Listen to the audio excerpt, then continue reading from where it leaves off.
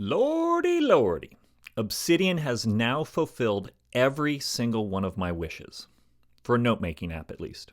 I discovered that yesterday when I got access to the new feature in Obsidian called Canvas. It's currently what's called an insider's build, which means that it won't be available to the general public for a little while. I have access to it because I paid for VIP status. It's something of an injustice that I had to pay for this status, since it just is the case that I am a very important person. You'll know why I'm a very important person if you watch the video I released just yesterday, a link to which you should be able to see in the top right corner here. So really quickly, before we take a look at this new feature in Obsidian, let me say just a little about how I came to know of it. I had heard about it just a week or so ago, and then yesterday on the PKM social instance of Mastodon, I came across this post from Jorge Arango, I hope I'm pronouncing that correctly, who, by the way, has a nice weekly newsletter on matters related to personal knowledge management and information architecture. I'll put a link to that on the page linked to beneath this video. His post on Mastodon referred to a post on Twitter from Kepano, which you can see here. And when I saw this, I got so excited that I went ahead and upgraded from being an Obsidian supporter to becoming a VIP so that I could get immediate access to the feature. So let's take a look at how it works. Now, if you have VIP status, then if you shut down Obsidian and then open it back up, then you should be presented with the page that you see here, this release notes page. And here you can see what this Canvas feature looks like. Pretty cool.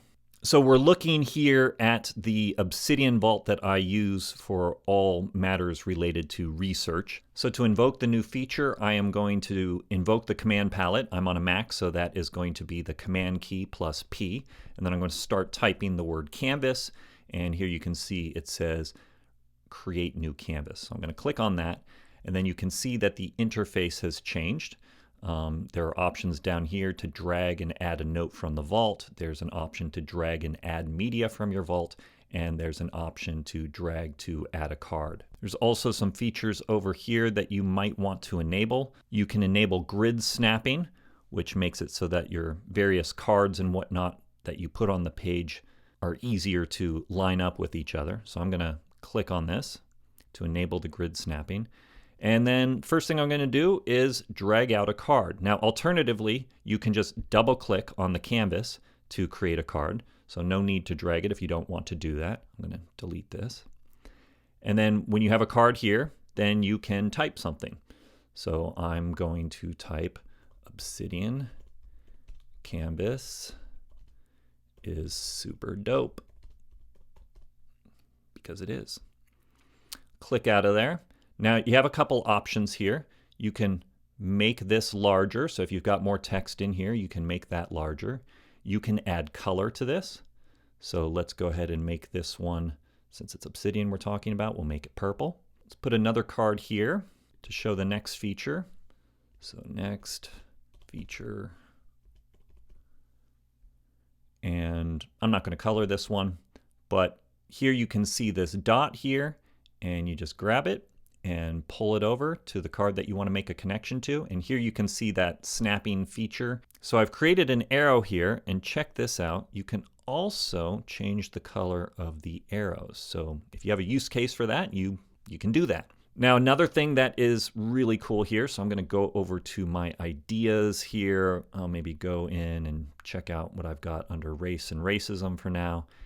Open this up a little bit. So these, as you can see in my Obsidian account or my Obsidian vault here, I call these claim pages. If you've been watching some of my videos about building an analog Zettelkasten, these claim pages are basically backups of the Zettelkasten idea cards that I talk about in those videos. So one of the things that you can do is simply drag one of your notes over and release, and that whole note will pop up. And you can scroll through that note, resize it, so you might not want to see quite as much. You can even, check this out, you can click on it and make changes within the note. I can't spell that word properly, changes. But let's say you don't want to drag an entire note onto the canvas here. An alternative, so rather than dragging this note affirmative action as racial trickle down, rather than dragging that note onto the canvas, I could just create a card here and make a reference with the double square brackets, and then select that. And then there you have, zoom in a little bit, there you have this card that contains a link to the note. And then the last thing I'm going to point out here is that you can go and grab a URL for a web page, copy that, and then paste it onto the canvas so that you have a web page that you can actually scroll through on the canvas itself. I've noticed this is a feature that Cosmic has. That's K-O-S-M-I-K. That's a pretty interesting web browser app that some of you might want to take a look at. I'm actually using the Arc browser app, as you can see here, so I feel very special that I have access to this. And this is the web page where I post various videos and other forms of content. And I'm just going to go over here and grab the URL. So I'm going to do Command V now. And there it is. Check that out. So if you kind of click into it and scroll down a little bit, there you see the entire web page. And you can make this larger if you want. So if you want to make this bigger, maybe you're doing some research and you want to be able to look at what a web page says right next to the notes that you're assembling that might be related to that web page.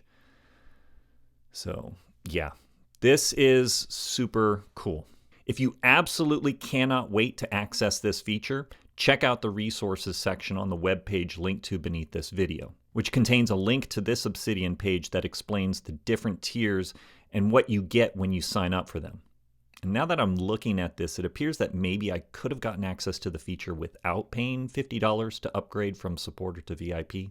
Oh well, I don't have kids, so I can blow my money on apps. So yeah, that's the new Canvas feature. The question that some people have been raising is whether the addition of this feature to Obsidian is basically going to kill off apps like Skrintl and Heptabase. It's been a while since I've used Heptabase. It's a pretty cool app. You might want to take a look at that one. And I've had access to Skrintl for a little while and have not made too much use of that. I was planning on making use of Skrintl. I was planning on uploading my idea cards to Skrintl so I could move them around. And I may very well still do that. I think that for plenty of people, the simplicity of an app like Skrintl will remain attractive. In contrast to Obsidian, it's not all that overwhelming when you first use it. Actually, with a proper introduction to Obsidian, you can make it a whole lot less overwhelming. But if you're someone who's looking for an app that is ready-made for research right out of the box, Skrintl might be something you want to take a look at. But I'd be very curious to hear what some of you think about what the addition of this feature means for apps like Skrintl and Heptabase. Go ahead and post some comments or questions beneath this video if you want to chime in on that issue. And that's it. I got to get back to grading final papers. Check y'all later.